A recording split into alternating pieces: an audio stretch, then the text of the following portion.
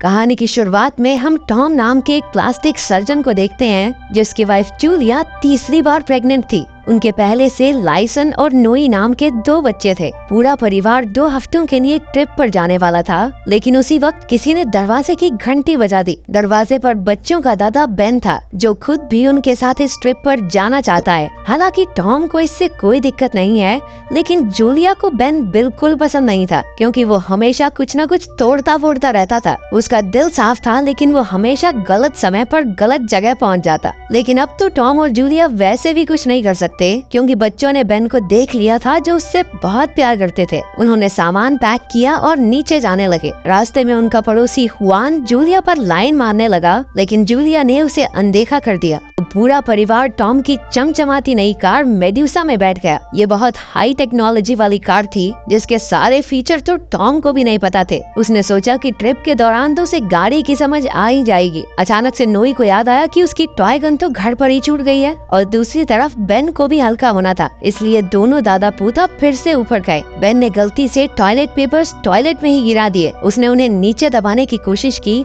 लेकिन इसी चक्कर में टॉयलेट से पानी ओवरफ्लो होकर बाहर गिरने लगा। बेन उसे ऐसे ही छोड़कर बाहर आ गया, लेकिन तभी उसके बेटे ने उस पर नकली गोली चला दी, क्योंकि उसे लगा था कि घर में चोर घुस आया है। इसके बाद उसे अपनी पेशेंट सिसिलिया का कॉल आया, जिसने होठ बड़े करने वाली सर्जरी करवाई थी। उसके होठों में जलन हो रही थी, लेकिन टॉम ने कहा कि ऐसा होना आम बात है। इसके बाद सब गाड़ी में आराम से बैठ गए, मानो कुछ हुआ ही नहीं। ट्रिप शुरू हो गई और बेन ने तुरंत जूलिया को गुस्सा दिलाना शुरू कर दिया। 1 घंटे बाद बच्चों को भूख लगी तो वो स्नैक्स लेने रुक गए। वहीं बेन को नीले बालों वाली एक लड़की मिली, जिसका नाम मेलोडी है। मेलोडी ने कहा कि उसकी माँ उसका सामान लेकर गाड़ी में चली गई और उसे यही भूल गई। बेन उसकी मदद के लिए राजी हो गया, लेकिन वो जानता था कि जूलिया किसी अनजान लड़की को कार में नहीं आने देगी, इसलिए बेन ने उसे सीट के नीचे छिपा दिया। इसके बाद गाड़ी का शीशा साफ करते हुए उसने अचानक से वाइपर ही तोड़ डाला, लेकिन बेन ने उसे चुपचाप वहीं चिपका दिया ताकि किसी को पता न चले। सफर फिर से शुरू हुआ और बेन होने वाले बच्चे के लिए अजीबोगरीब नाम बताने लगा, जिससे जूलिया का पारा धीरे धीरे ऊपर जा रहा था। टॉम ने उसे चुप होने का इशारा भी किया, लेकिन वो कहाँ सुनने वाला था। जूलिया ने गुस्से में उसे चेप कह दिया, क्योंकि जब जब उन्होंने बच्चे के लिए ट्राई किया तब तब बेन भी वहीं मौजूद था। इसी बहस में कार के नीचे का डिजिटल कंट्रोल बॉक्स खराब हो गया। जूलिया ने जिद की कि वो घर लौटना चाहती है, लेकिन जब टॉम ने ब्रेक लगाई तो ब्रेक लगी ही नहीं। वो घबरा कर आगे बढ़ने लगा, क्योंकि अब तो वो गियर भी नहीं बदल पा रहा था। हाईवे पर 2 बार वो गाड़ियों से टकराते टकराते बचे। जूलिया ने पूछा कि दिक्कत क्या है, जिस पर टॉम ने जवाब दिया कि ब्रेक्स फेल हो गए हैं। ये सुनकर जूलिया को लगा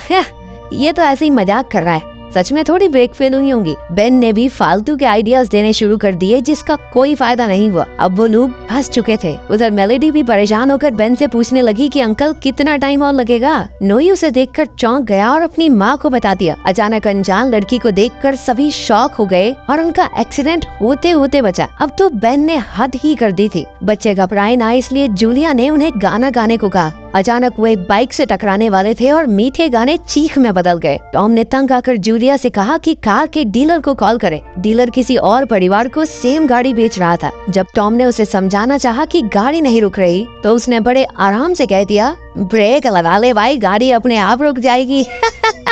कैसे लोग हैं। उधर मेलोडी को अपनी माँ की गाड़ी दिख गई। वो चिल्लाकर उसे पुकारने लगी, लेकिन उसकी माँ को कुछ सुनाई नहीं दिया। अचानक उसने नकली गन छीनकर टॉम के सर पर रख दी। उसे लग रहा था कि ये लोग उसे किडनैप करके ले जा रहे हैं। बाकियों ने उसे शांत करने की कोशिश की, लेकिन उसने टॉम पर गोली चला दी, जिससे वो बाल बाल बचा। बेन ने उसकी नाक पर जोरदार घुसन दिया और गन वापस छीन ली। पागल सी। एक घुसन पड़ने के बाद मेलोडी के भी समझ में आ गया कि शायद ये लोग झूठ तो नहीं बोल रहे। इसी हड़बड़ी में गाड़ी टॉम के कंट्रोल से बाहर हो गई और उन्होंने किसी और की गाड़ी का दरवाजा तोड़ डाला। उस कार का मालिक जैकी बेहद गुस्से वाला था। उसने भी फुल स्पीड में टॉम का पीछा शुरू कर दिया ताकि अपने नुकसान के पैसे ले सके। तभी 2 ट्रैफिक पुलिस वालों ने टॉम की गाड़ी को स्पीड लिमिट से तेज जाते देख लिया। एक पुलिस वाला टॉम के पीछे चल पड़ा तो दूसरा जैकी के। उधर गाड़ी में बेन और जूलिया एक दूसरे की सीट पर आ गए। जैसे ही बेन ब्रेक्स ठीक करने नीचे झुका, पुलिस वाला साइड में आ गया और उनकी अजीबोगरीब हरकतें देखकर परेशान हो गया। टॉम ने उसे बताया भी कि उनकी ब्रेक फेल हो गई है, लेकिन पुलिस वाले ने लाखों बार ये कहानी सुन रखी थी। जूलिया ने एक नक्शे के पीछे हेल्प लिखकर ऑफिसर को दिखाना चाहा, लेकिन वो कागज उड़कर ऑफिसर के मुंह पर ही चिपक गया। वहाँ से हटकर वो नक्शा जैकी के शीशे पर जा चिपका, जिसकी वजह से उसे गाड़ी रोकनी पड़ी। अभी दूसरे पुलिस ऑफिसर ने उसे पकड़ लिया, लेकिन जैकी उसे चकमा देकर फिर से टॉम का पीछा करने लगा। उधर ट्रैफिक पुलिस की हेड को भी इस हंगामे की खबर पहुंची,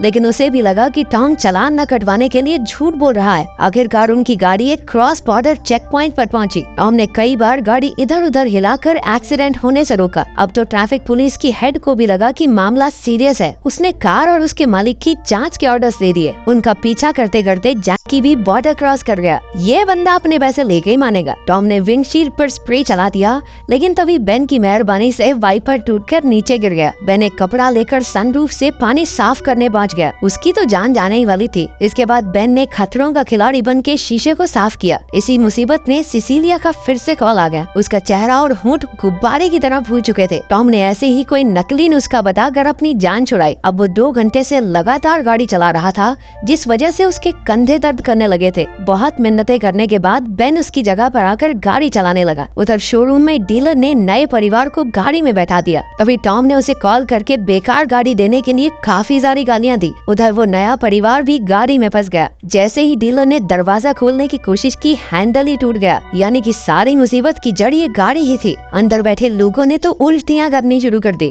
उधर पुलिस ने पता लगाया कि टॉम की कार कुछ रात पहले भी तेज स्पीड में पकड़ी गई थी। उस वक्त बेन एक लड़की के साथ गाड़ी चला रहा था। इसे देखते ही ऑफिसर को पूरा यकीन हो गया कि ये लोग झूठ बोल रहे हैं। ऑफिसर ने अपनी बंदूक टॉम की तरफ तान दी। खुद को सच्चा साबित करने के लिए जूलिया गाड़ी का दरवाजा खोलकर अपना पेट दिखाने लगी। इसके बाद ट्रैफिक पुलिस ने हाईवे से सभी गाड़ियों को हटवाने का ऑर्डर दिया। 2 ऑफिसर्स गाड़ी के आगे चल रहे थे ताकि वो किसी से टकराए ना। कुछ देर बाद जूलिया को उनके पड़ोसी हुआन का कॉल आया, जिसने कहा कि उनका पूरा फ्लैट पानी से भर चुका है। क्योंकि उसका फ्लैट उनके ठीक नीचे वाला था, तो पानी अब उसकी छत से भी लीक कर रहा है। ज्यादा चिंता तो उसे जूलिया की पेंटिंग्स की थी, जो उसने खुद बनाई थी। तभी टॉम ने जूलिया से फोन ले लिया, लेकिन हुआन बोलता ही रहा कि उसे जूलिया के साथ और वक्त बिताना होगा ताकि वो और पेंटिंग्स बना सके। गुस्से से भरकर टॉम ने फोन ही बाहर फेंक दिया और जूलिया से पूछा कि आखिर ये सब चल क्या रहा है। ये साफ हो चुका था कि जूलिया का हुआन के साथ चक्कर चल रहा है, जबकि जूलिया ने जवाब दिया कि ये तो 1 साल पुरानी बात है, अब तो मैं उससे बात भी नहीं करती। लेकिन टॉम के दिल को इस बात से कोई शांति नहीं मिली। अभी जूलिया कहने लगी कि वो भी टॉम की सेक्रेटरी के साथ उसके अफेयर के बारे में जानती है। फिर उन्होंने फैसला किया कि अपने अपने चक्कर को घर में जाके ही सुलटाएंगे। तभी बेन का एक बार फिर से जोरदार प्रेशर बन गया, तो हल्का होने के लिए उसे एक लिफाफा दिया गया। उस लिफाफे को उन्होंने खिड़की से बाहर फेंक दिया, जो सीधा जाकर जैकी के मुंह पर लगा। ये बंदा फिर भी नहीं रुका और सर पर बाल्टी डाल के उनका पीछा करने लगा। अब एक आखिरी तरकीब लगाकर टॉम ने एक्सेलरेटर दबा दिया ताकि गाड़ी और तेज चले और पेट्रोल जल्दी खत्म हो जाए। सब आंख बंद करके गाड़ी के तेज होने का इंतजार करते रहे, लेकिन ऐसा कुछ हुआ ही नहीं, क्योंकि उसका गैस पेडल भी टूट चुका था। कुछ ठीक भी है इस गाड़ी में। डीलर को गालियां बकते हुए टॉम ने गैस पेडल भी खिड़की से बाहर फेंक दिया, जो पुलिस वाले को लगते लगते बचा। लेकिन उस बेचारे की बाइक क्रैश हो गई। तभी दोनों पुलिस वालों को कहीं से सिसिलिया की गाड़ी मिल गई, जिसमें वो लोग फिर से टॉम के पीछे हो लिए। उधर जैकी उनकी गाड़ी तक पहुंच गया और नुकसान के पैसे मांगने लगा, लेकिन नोई ने अपनी नकली बंदूक की मदद से उसे रास्ते से हटा दिया। अब उनकी गाड़ी की खबर टीवी तक फैल चुकी थी और आधे घंटे में उनका क्रैश एक ट्रैफिक जाम से होने वाला था। पुलिस ने अपनी कार को उनकी कार के आगे फंसाकर रोकना चाहा, लेकिन बात नहीं बनी। आखिरकार उन्होंने बच्चों को खिड़की के जरिए दूसरी गाड़ी में शिफ्ट करने का फैसला किया। ये बहुत खतरनाक था, लेकिन अब कोई चारा भी तो नहीं था। आखिरकार सारे बच्चे सही सलामत पुलिस की गाड़ी में पहुंच गए। जब मेलेडी की बारी आई तो बेन कहने लगा, अरे दीदी, जाते जाते ये तो बता दो कि मेलेडी इतनी चॉकलेटी क्यों होती है। इसी चक्कर में वो कंट्रोल खो बैठा और मेलेडी 2 गाड़ियों के बीच में ही लटक गई। बड़ी मुश्किल से गाड़ी संभली और मेलेडी की जान बची, वरना अभी नीचे गिर के चौकनेटी हो जाती है। टॉम, जूलिया और बेन खिड़की में पूरे नहीं आ सकते थे और ट्रैफिक जाम आने में बस 5 ही मिनट बचे थे। अचानक कहीं से एक पुलिस हेलीकॉप्टर उनकी मदद के लिए आ गया। जब वो जूलिया को सनरूफ से निकालकर हार्नेस से बांधकर ले जाने लगे, तो उसने चिल्लाकर अपने पति से कहा कि वो उससे बहुत प्यार करती है। हो सकता था कि अब वो शायद कभी न मिले। तब जाकर उन्हें एहसास हुआ कि वो दोनों एक दूसरे से कितना प्यार करते हैं। अंत में वो हेलीकॉप्टर तक पहुंच गई और अब गाड़ी में सिर्फ सिर्फ बेन और टॉम ही बचे थे। कुछ ही पलों में उनका क्रैश होने वाला था, लेकिन अचानक से हेलीकॉप्टर ने पूरी गाड़ी को ही ऊपर खींचकर उनकी जान बचा ली। लेकिन ये गाड़ी इतनी रद्दी थी कि इसकी छत भी टूट गई और नीचे का हिस्सा सीधा जमीन पर आ गिरा। लेकिन खुशकिस्मती से टॉम और बेन सही सलामत लैंड हो गए। दूसरी तरफ जूलिया की डिलीवरी का भी समय आ गया और उसे जल्दी से हॉस्पिटल पहुंचाया गया। आखिरी सीन में उनका तीसरा बच्चा ही पैदा हो गया और उसके बाद पूरा परिवार अपने घर जाने के लिए लिफ्ट में गया। लेकिन तभी लिफ्ट भी अचानक से रुक गई और वो सारे एक बार फिर से फंस गए।